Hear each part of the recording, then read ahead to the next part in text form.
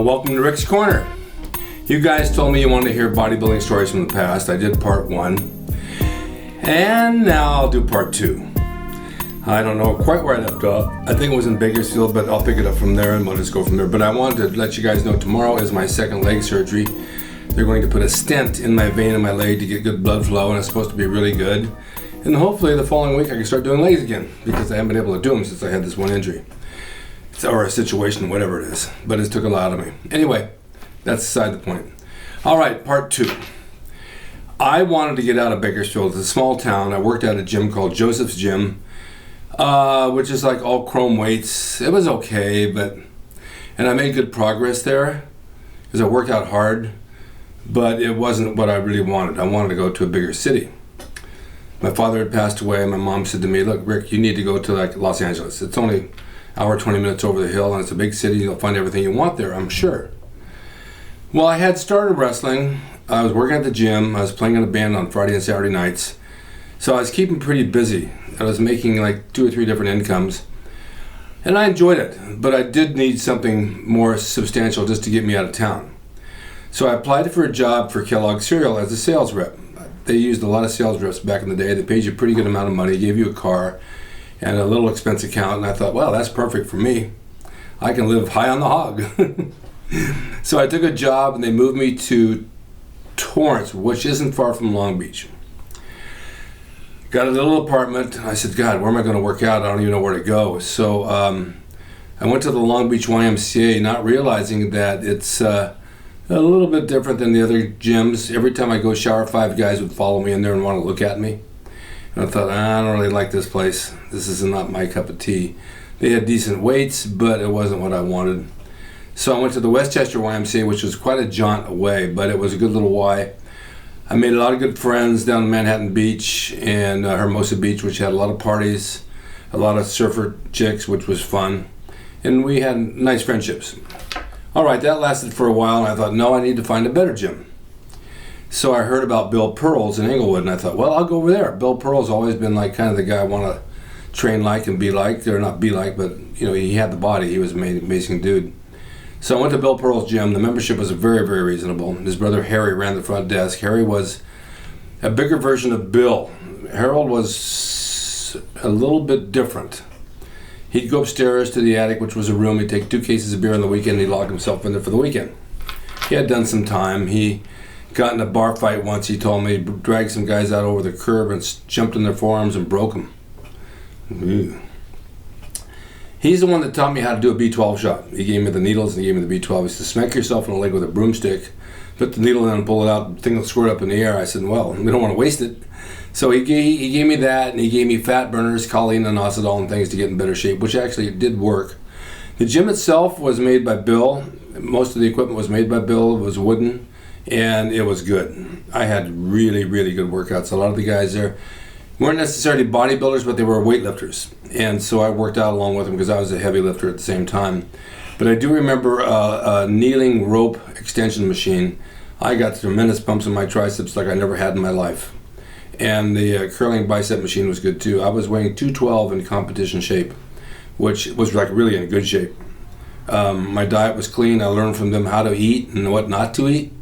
So it was always burger patty, eggs, and cottage cheese like it is pretty much today, but it really kept me in decent shape. I trained there for maybe a year. I made a lot of good friends. I made a lot of strange friends. It's not in the nicest part of town. It's pretty much like Watts, so there's a lot of crime in that area. I lost 2 sets of hubcaps in the parking lot on a company car, which weren't even good hubcaps. But it sufficed. It served my purpose. And then one day someone said to me, gee, why don't you go to Gold's Gym? Well, let me go back a second. I had some friends at Bill Pearl's Gym, they're really good guys I met. They'd take me out on the weekends out to Downey and certain nightclubs to meet girls. They knew where to go because they lived there. And we'd do real well, and I had a good time, and I met women to go out with, but they were always like 20 miles away. I said, God, I don't want to go that far. It's just too far to drive. So I'd usually have them come to me. I remember meeting one in Palos Verdes. She was really pretty. I don't know what happened to her. And then I met one at Norm's restaurant who was a waitress. She broke into my house one night about 2 in the morning and crawled into bed with me, and she was wearing peacock feathers, and feathers were everywhere. She was cute. I liked her a lot. But she made me a Swiss steak one night and invited me over, and the steak was so tough you couldn't even cut it with a chainsaw. And she was so embarrassed, but that's all right. We worked it out. So then I walked into Gold's Gym in Venice, and I looked around. I thought, wow, this is pretty cool. And Joe was there. I said, what do you charge me to train here? He says, $40 a year, $60 a year, 40 if you can afford it. I said, great. And I looked around, and Zane was training, Dave Draper, Arnold was there with Franco, and a bunch of other guys. And I got to be friends with them and working out with them. We all kind of train off and on as a group with each other now and then. And I learned a tremendous about training. And it was basically really easy. It was just basic exercises. There was nothing complex. 3 exercises for chest, 3 for back, 3 for shoulders. We'd superset chest and back, which worked out really well together. Set of bench presses, a set of chins because they were real close to each other. You know, if a gym's set up properly, you can superset body parts back and forth, and it'll work because nobody's in your way. So this is what we did, and it worked out really well. I could see my gains just coming on real quick. There was an egg farm about, maybe a mile from us on Main Street, which is now a theater where they do plays, but it's owned by Edgemar. You could drive in and buy eggs, 39 cents a dozen, the jumbos. That's cheap. So I'd buy 4 or 5 dozen at a time and eat those. That was my main source of protein, as well as everybody else. We train chest and back on Monday and Thursday, shoulders and arms on Tuesday and Friday, and legs on Wednesday and Saturday. That was a good routine. I liked that a lot. Did it for quite a while. Made some great progress. My body weight still was like 213 to 215. I didn't really have to go any heavier because my waist was small and I kept my abs. Didn't do much in the way of abs. Leg raises, 100 reps. Maybe that's it. Cardio, no. Maybe take a run on the beach once in a while, but that was very rare. As I said before, they had a drinking fountain. They didn't have water bottles back then. Didn't have cell phones. Didn't have music. And I really liked the camaraderie. It was a gym where you could walk into almost any time of day and train. Somebody was there that you knew, or you just want to go hang out and just be in there. You could just be in there. The atmosphere was just conducive to wanting to hang out in there. It was like a club that you would belong to as a member and just hang out in there. Friday and Saturday nights we would all get together. We'd either go to Zucchi's Deli later and have cheese omelets, or we go down to do the Marina del Rey, which was a mile from us, if not even that far, where they have all the boats in the harbor and they have the nightclubs. They'd have dancing. I'm not much of a dancer. But we'd go on Sundays around 4 or 5 o'clock when they had the happy hour and hors d'oeuvres, and waiters would walk around with big trays of chicken legs, like a bunch of them. So being bodybuilders, we'd take a napkin and grab about 20 pieces for each of us, and they'd go back in the kitchen, bring out another tray of chicken before they got to anybody else. We'd grab it again, and that was our protein snack before dinner. The women came in from the valley to meet the guys down at the beach, and being bodybuilders, we stood out like a sore thumb. I mean, we really stood out.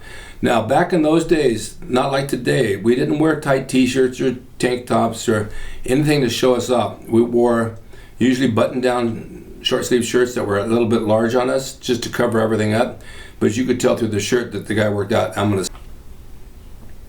But this is how we dressed, and it looked okay. Pair of jeans and an oversized short-sleeve t-shirt looked great together. You could tell the guy was big. You didn't have to see the muscle underneath to know that he was really muscular. And that's how everybody dressed.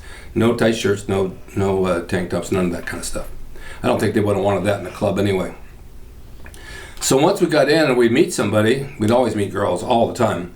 They would put their arm and their hand under your shirt and feel your muscle, and they go, oh my God, I've never seen a guy like this. This was like very unique, because back in those days, nobody ever worked out. Nobody went to gyms. They didn't even know what a gym was. They just did whatever they did. So we stood out like a sore thumb, and this was kind of fun because it's always nice to be a little unique without really trying to show it off, but yet you can see it. So made a lot of introductions, made a lot of dates, had a good time. We'd always play this little trick at the end of the evening. We'd go out to eat somewhere like the deli, and then the check would come and say, oh no, I don't have my wallet. And the girl says, oh, that's okay, I'll pay for it. It seemed to me back in those days the women always had money. They always had money on them for some reason, and they were always willing to buy whatever you wanted to eat. They just did. I didn't want to take advantage of it. I mean, I did as a joke, but I said, no, I got money on me, I'm okay. So that's how those days were. We had a big payphone on the wall in the gym, and then the phone started to ring when bodybuilding became popular. And they would say, we need some bodybuilders for a show, a Cher show, or Johnny Carson, or some show over at Warner Brothers or Universal Studios. So we'd all pile in a car and we'd go over there and audition. 99% of the time we got the show, we got the job. Got a lot of print jobs. Our first thing we ever did was heavy Chevy, a bunch of us. for a Chevrolet that was supposed to fly up in the air on a cable. I cut our hair forward or made it put it behind our ears. They didn't want long hair. You know how that goes. And that started the ball rolling for getting movie work, and that's how that came. But it was a lot of fun, and man, I wish I could go back in time. I had a really good time in those days. It was something totally unique.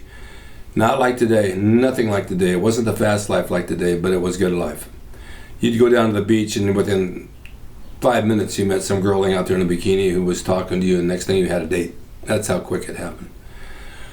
This isn't all about dating, don't get me wrong, but this is how life worked. This is just how it worked. Trying to think, on Sundays we would all gather down at the beach, and a friend of ours, Trent, would make homemade ice cream in this big vat, and he'd bring it down to share it with everybody, and boy, was that good, because that was our junk day. There's nothing better than homemade ice cream.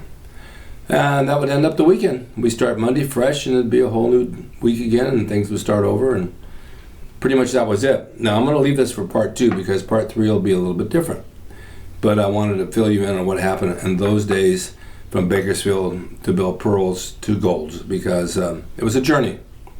It was a journey. I was training in the day with Arnold and all those guys, and then at night I was wrestling at the Olympic Auditorium with a bunch of guys that came to the gym as well, a bunch of wrestlers. So being on Channel 13, Channel 54, and on Channel 5 as a wrestler, you were always seen in Hollywood, LA, all around the area. And so you got a little bit more notoriety than you did as a bodybuilder because you're a wrestler and you're on TV. So this opened other doors for acting and stuff like that, but I'll bring that up later. But thank you guys for watching Rick's Corner. I know you'd enjoy this.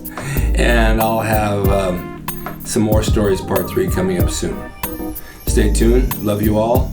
Wish me well on my surgery tomorrow, because if I am successful, I'll be back on camera again. And if I'm not, no, we're not going to think not, because that's not going to happen.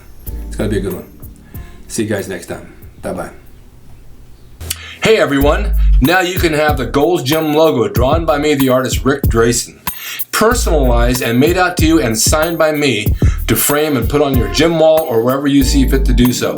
It's a piece of bodybuilding history. It will never be duplicated again. It's the largest selling icon t-shirt logo in the world, and I'm the guy that drew it, and I will draw it for you. Just go to my website, rickdrasin.com, and order there. You can pay through PayPal, and it'll be sent out right away. And be sure to watch Rick's Corner for all the videos on bodybuilding, nutrition, fitness, pro wrestling, and anything that suits your interest as far as getting physically fit and being the best you can be from the golden era of bodybuilding.